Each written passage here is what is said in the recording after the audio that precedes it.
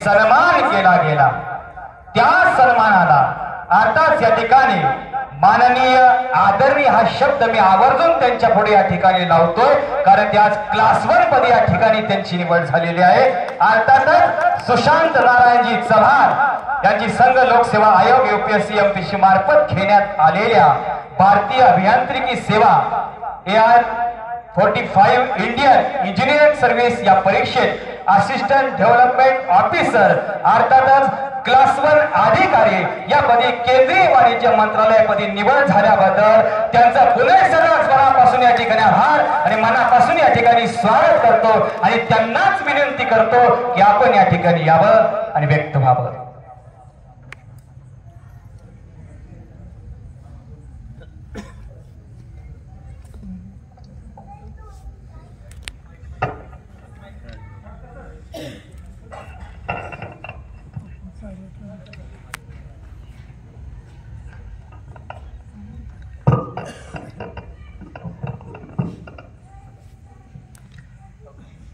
व्यासपीठावरील उपस्थित मान्यवर सन्माननीय आप्पासाहेब,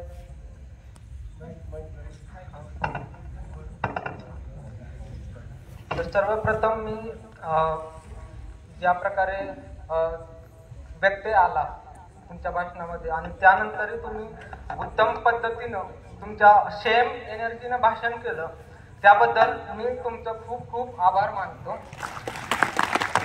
आणि मी तुम्हाला सगळ्यात सर्वप्रथम एक सांगितलं की तुम्ही इथं आल्याबद्दल तुमचं खूप खूप धन्यवाद।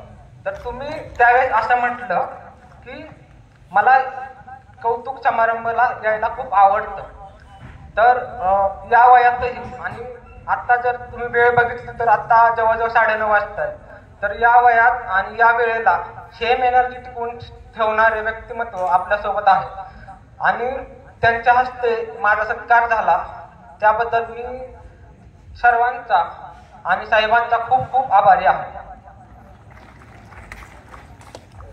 आदरणीय मान्यवर, येथे जमलेले माझे मित्र परिवार वर्ग,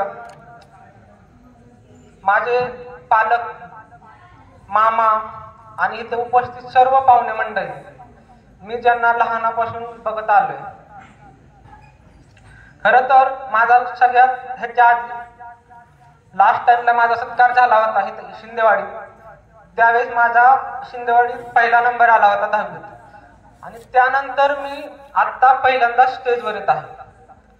तर त्यावेळेस पण मला भाषण करायचं होतं आणि त्यावेळेस माझी पर्सनॅलिटी म्हणा किंवा त्यावेळेस माझं व्यक्तिमत्व तेवढं उभारीला आलेलं नव्हतं, त्यामुळं मी मामांना म्हणलं की मी भाषण नाही करणार, मी फक्त बक्षीस घेऊन जातो।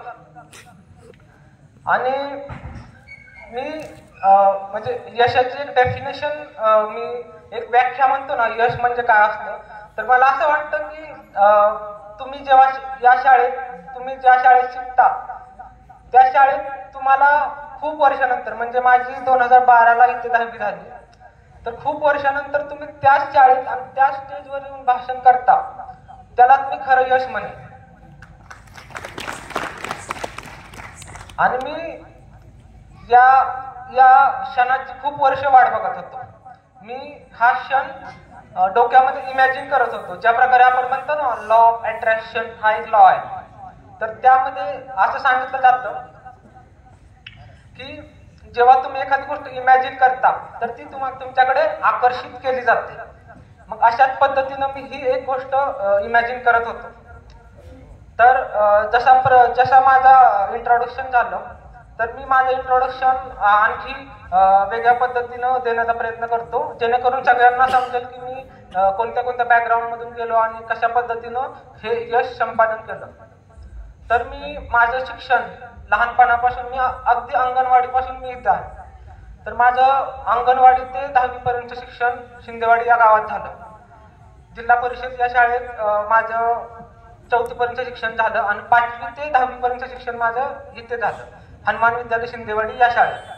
त्यानंतर मी 11वी-12वीला तुळजाराम चतुरचंद महाविद्यालयात 11वी-12वीचे शिक्षण घेण्यासाठी गेलो। त्यावेळेस मी सायन्स ही ब्रांच निवडली होती आणि 11वी-12वी नंतर मी माझं bachelor in technology in mechanical engineering हे Walchand college of engineering Sangli हे महाराष्ट्रातलं एक प्रतिष्ठित गव्हर्नमेंट कॉलेज आहे. आणि त्यानंतर माझी तिथे एक कॉलेज प्लेसमेंट हा जो प्रकार असतो तिथे माझी निवड पण झाली होती. पण मी एक एंट्रन्स एक्झाम दिली होती गेट म्हणून, तर त्या एक्झाममध्ये पण माझं सिलेक्शन झालं होतं. त्यामुळे मी इंडियन इन्स्टिट्यूट ऑफ टेक्नॉलॉजी म्हणजेच भारतीय प्रौद्योगिकी संस्थान मुंबई या ठिकाणी मी उच्च शिक्षणासाठी गेलो. आणि त्यानंतर मी 4 वर्ष मला IIT बॉम्बे या ठिकाणाहून रिटर्न इंडिया इनोव्हेशन सेंटर जी प्रतिष्ठित मल्टीनॅशनल कंपनी आहे हायड्रॉलिक या सेक्टरमध्ये, त्या कंपनीमध्ये जे एक्झावेटर्स मॅन्युफॅक्चरिंग जे एक्झावेटरच्या रिलेटेड जे प्रोडक्ट असतात, फॉर एक्झाम्पल हायड्रॉलिक मोटर्स असतात जे आपण ट्रॅक्टर्समध्ये बघतो, एक्झावेटर्समध्ये बघतो, तर त्याचं डिझाईन अँड डेव्हलपमेंट करण्याची संधी मला त्या कंपनीमध्ये मिळाली. त्यानंतर मी डॅनफॉस या कंपनीमध्ये ट्रान्झिशन झाल्यामुळे त्या कंपनीमध्ये 4 वर्ष जॉब केला. तर हा माझा एक शैक्षणिक प्रवास आहे. तर मी एक्झामबद्दल UPSC काय असतं आणि मी जी परीक्षा दिली इंजिनिअरिंग सर्व्हिस एक्झाम याची माहिती मी येणाऱ्या काही क्षणात मी सांगेन. पण त्यापूर्वी मी माझी एक स्टोरी सांगतो. म्हणजे आपण म्हणतो ना की what is your life story, what is your आत्मचरित्र, ते मी ह्या स्टेजवर मला ज्या बोलण्याची संधी मिळते त्याचा एक चांगला फायदा घेऊन मी ते शेअर करू इच्छितो. तर माझा जन्म मी तावशी या गावातला, पण माझा जन्म हा शिंदेवाडीतच झाला. तर आम्ही तावशी या गावी लहान वस्तीवर राहतो. तर मला आठवतं की आमचं पण माझा जन्म 1997चा, तर त्यावेळेस मला आठवतं की आमचं पण एक छप्पर होतं. म्हणजे आम्ही पण एक ग्रामीण भागातले middle class, lower middle class फॅमिलीमध्ये माझा जन्म झाला.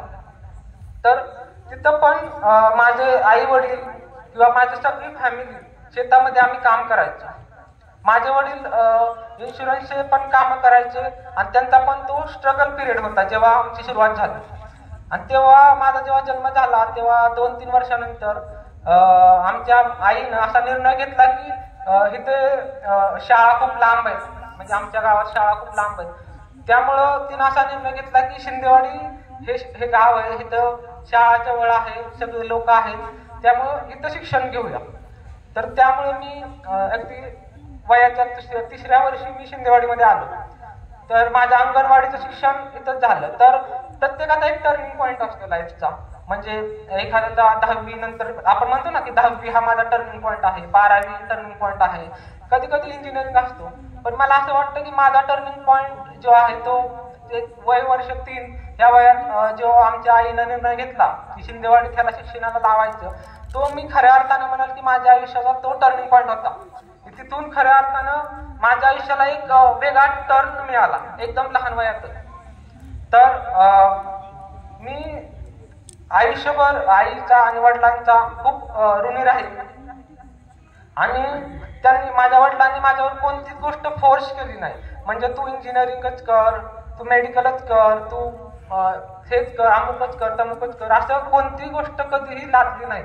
त्यांनी मला खूप फ्रीडम दिला अभ्यासाबद्दल आणि त्यांनी माझ्यावर विश्वास दाखवला की तू करू शकतो आणि वेळोवेळी सपोर्ट करत गेले. आणि एक मित्रासारखं एक रिलेशन होतं. आणि माझे वडील अजूनही शेतात काम करतात. किती मोठं यश मिळालं तरी माझ्या IIT मध्ये शिक्षण झालं. IIT मध्ये शिक्षण मिळाल्यानंतर मुलं शक्यतो रिलॅक्स होतात. कंपनीमध्ये एवढा मोठा जॉब आहे, लाखांची नोकरी आहे. तर मला जे आमच्या आई वडिलांचं जे कष्ट मी लहानपणी बघितलेलं होतं किंवा मी बघतो, तर त्याच्यातून एक मिळतं की नेव्हर गिव्ह अप ॲटिट्यूड जो असतो की हार नाही मानायची. म्हणजे तुम्हाला जर यश जरी मिळालं तरी तुम्ही थांबायचं नाही, की तुम्ही करत राहायचं. म्हणजे असं नाही की तुम्हाला एक स्टेबल जॉब मिळाला की तुम्ही सकाळी फिरायला म्हणजे संध्याकाळी फिरायला जा, सॅटर्डे संडे टाइमपास करा. तर असं मला कधी आतून तर वाटत नव्हतं, कारण मी एक ग्रामीण भागातला विद्यार्थी असल्यामुळं मला तसं कदाचित तसं वाटत असेल. आणि मला आठवतंय आता मी ज्या शिंदेवाडी गावातून माझं बालपण झालं त्याबद्दल मी थोडंसं बोलेन. मला आठवतंय की मी जेव्हा लहान होतो तर माझ्या डोळ्यासमोर एक पहिली व्यक्ती येते, ते माझे बाबा. त्यांनी खूप सपोर्ट केला. त्यांचं नाव ते साहेबांचे पण एक निकटवर्तीय मित्र होते. तर त्यांनी ते माझे म्हणजे जेव्हा मी जन्म घेतला तेव्हा त्यांचं वय कदाचित 55 ते 60च्या आसपास असेल, म्हणजे ते वयस्कर झाले होते. त्यामुळे त्यांचा जो शांत स्वभाव, जो म्हणजे माझ्यामध्ये जो स्वभाव आहे, तर मला असं वाटतं की मी त्यांच्याकडून तो घेतलाय. की मला जेव्हा लोक म्हणतात की तू खूप शांत आहे, तू खूप शांत स्वभावाचा मुलगा आहे, तर मला असं वाटतं की मला ती एनर्जी ती लहानपणापासूनच मिळालेली आहे. तर ते माझे स्कूल मॅनेजर होते. म्हणजे स्कूल मॅनेजर म्हणजे शाळेमध्ये कोणताही प्रोजेक्ट असेल, कोणतेही छोटे छोटे, जसं आपण शाळेमध्ये नाही का घर बनवायला लावतात, शाळेमध्ये छोटेसे फळं बनवायला लावतात, असे वेगवेगळ्या ऍक्टिव्हिटी लावतात. तर मी आले ते बाबांना सांगायचो, बाबा ते बनवून द्यायचे. तर एक स्कूल मॅनेजर म्हणजे मी शाळेत असा विद्यार्थी होते की माझ्या शर्टला इस्त्री असायची आणि ते काम आमचे बाबा करायचे. लाईट असो नाही तर नसो, लाईट नसेल ते कोळशाचं काहीतरी करून ते इस्त्री करायचे म्हणजे करायचे. तर आणि माझी आजी ती पण एक शॉप कॉर्नर होती. म्हणजे तुला डब्याला काय पाहिजे, हे देते ते देते, तिला तिचे सारखे धावपळ असायची की ती काळजी खूप करायची. तर जेव्हा आपण मामाच्या घरी राहतो जनरली, तर तिथं खूप लाड पुरवला जातो. तर मला असं वाटतं की मामांच्या घरी एज्युकेशन घेतल्यामुळं माझा प्रत्येक बाबतीत लाड पुरवला गेला. आणि मी इथं मामांच्या घरी एकुलता एक असल्यामुळं मला खूप सपोर्ट करायचे सगळेजण. आणि जेव्हा म्हणजे मी लहानच होतो तेव्हा मी उन्हाळ्याच्या सुट्टीत मला घरी जावं असं वाटायचं.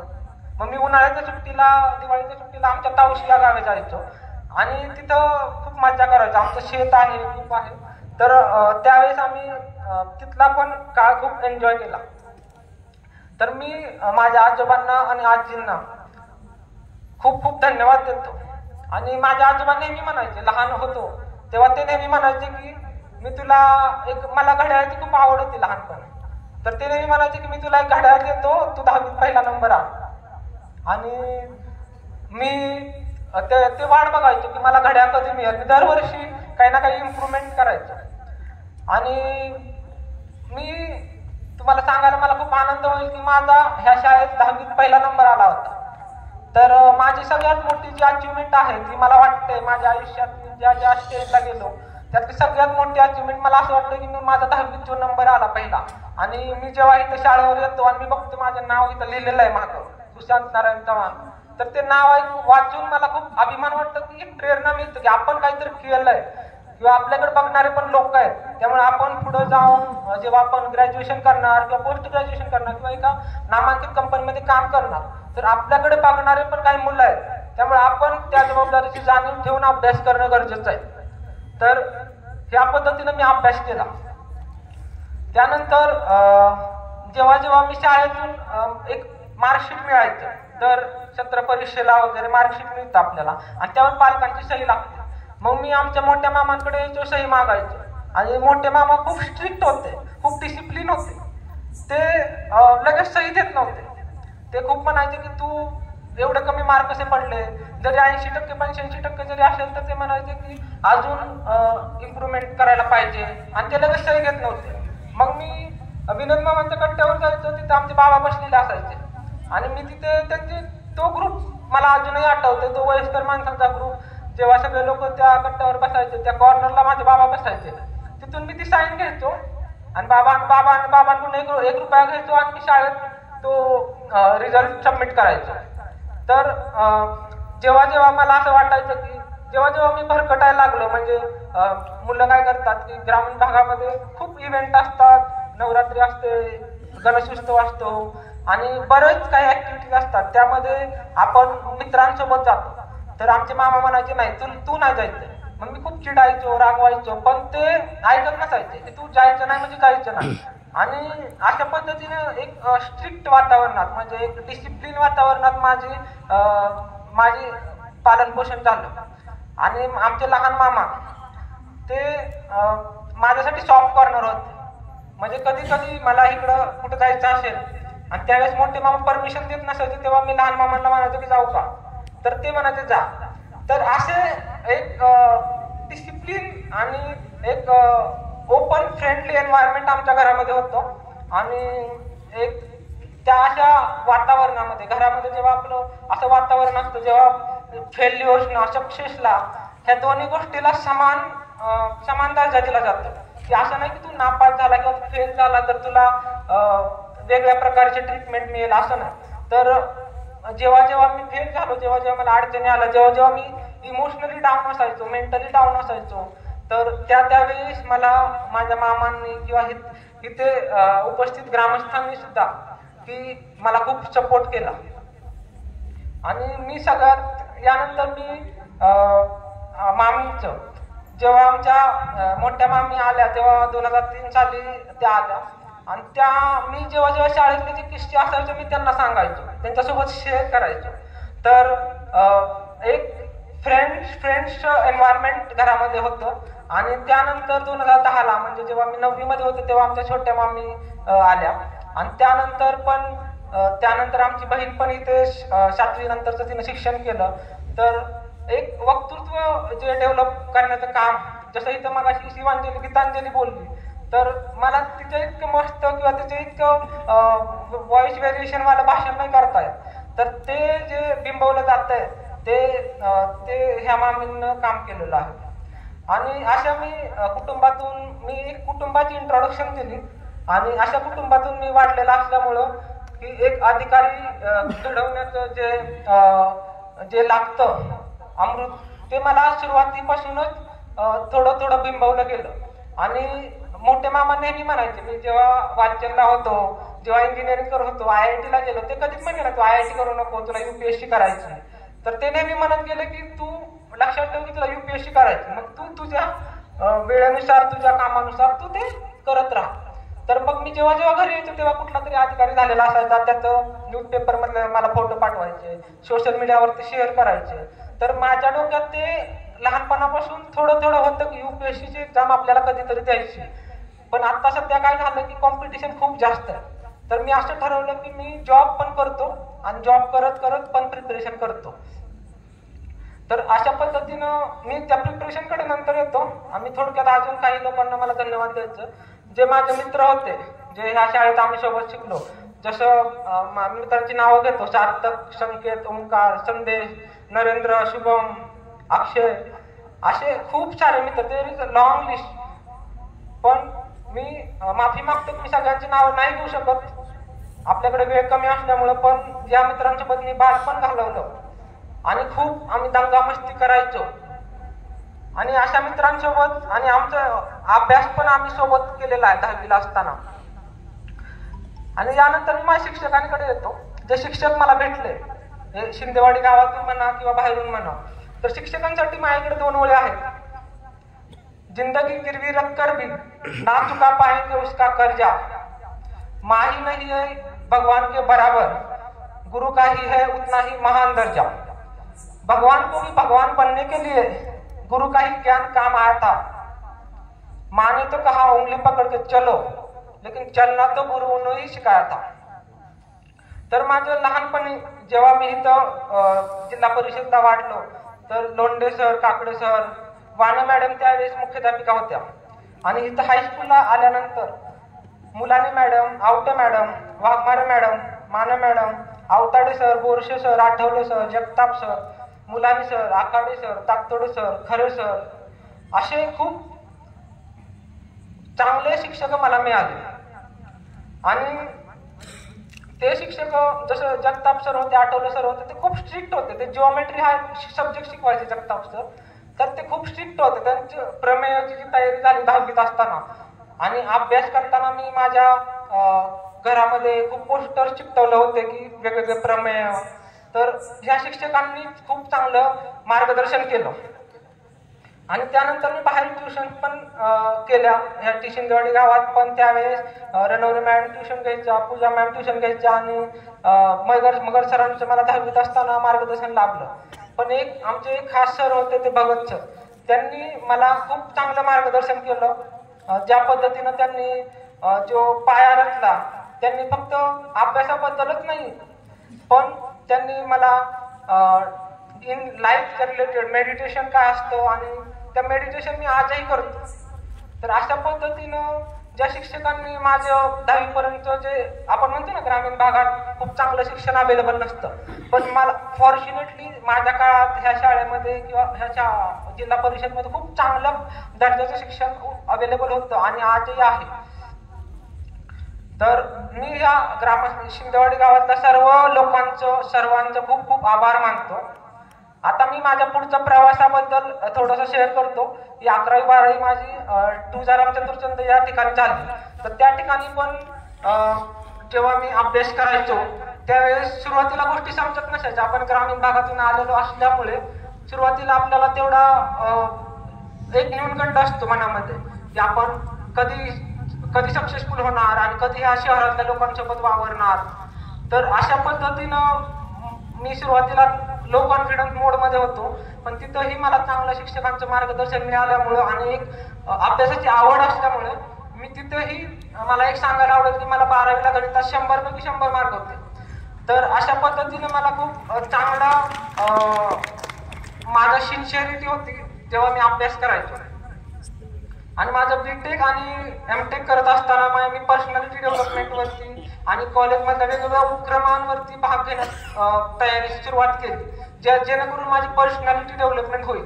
आणि त्याच वेळी UPSCची पहिली थिंकिंग मी टाकली की मी बीटेकच्या लास्ट इयरला असताना UPSC ESCची एक्झामिनेशन दिली.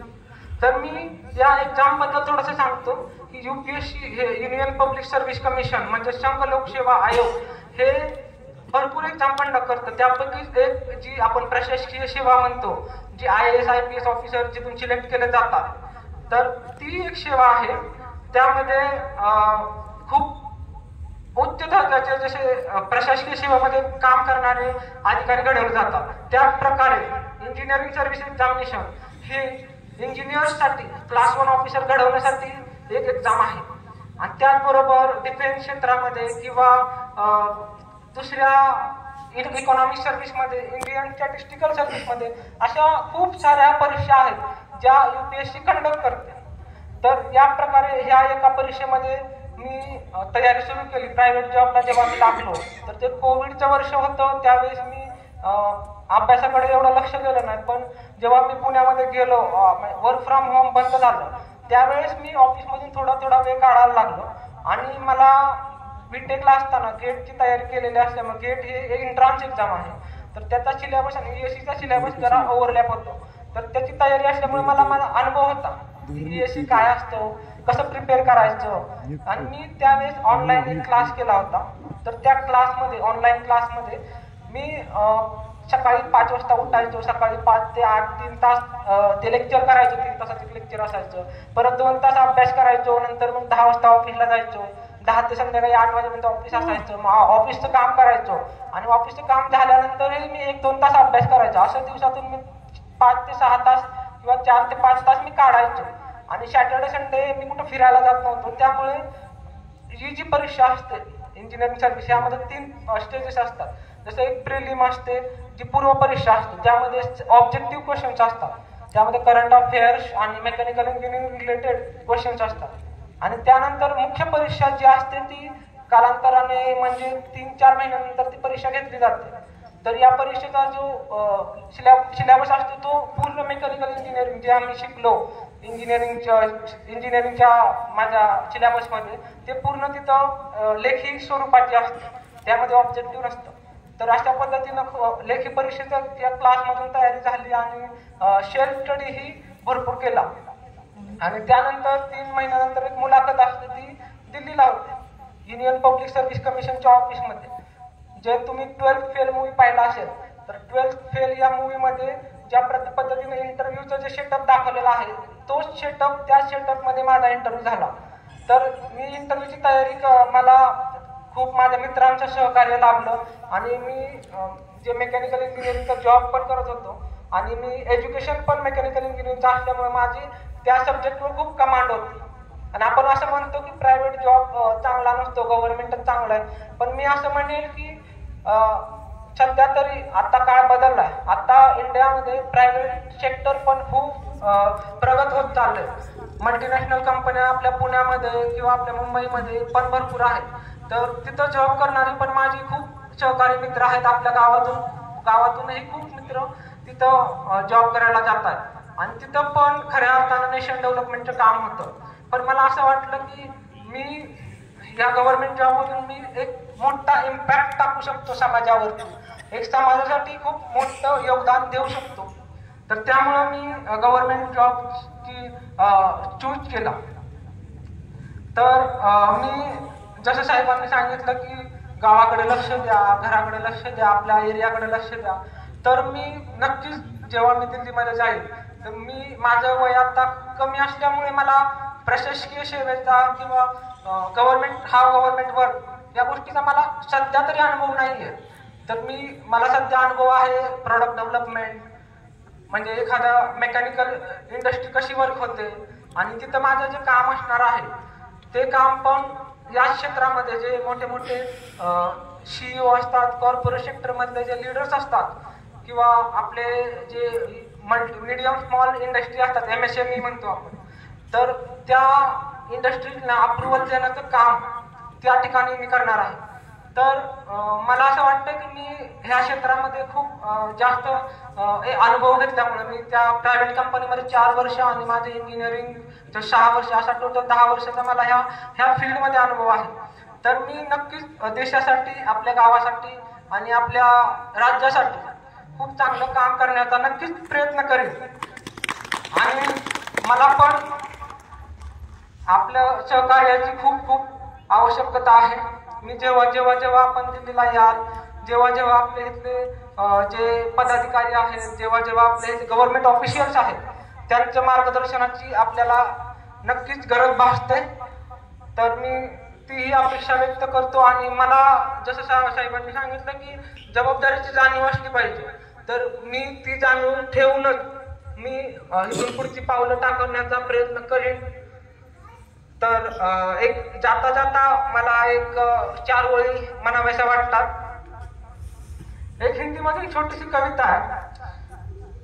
लोहा जितना तपता है उतनी ही ताकत बढ़ता है, सोने को जितनी आग लगे उतना ही वो प्रखर निखरता है, हीरे पर जितनी धार लगे उतना वो खूब खनकता है, मिट्टी का बर्तन पकता है तब धुन पर खूब खनकता है, सूरज जैसा बनना है तो सूरज जितना जलना होगा, नदियों से आदर पाना है तो पर्वत छोड़ निकलना होगा, और हम क्यों सोचे राह सरल होगा, कुछ ज्यादा वक्त लगेगा पर संघर्ष जरूर सफल होगा, हर एक संकट का हल होगा, आज नहीं तो कल होगा.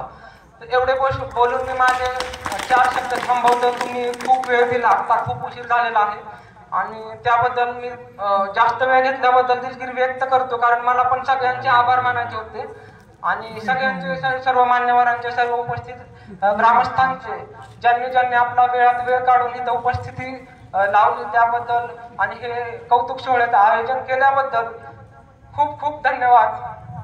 थँक्यू. जय हिंद.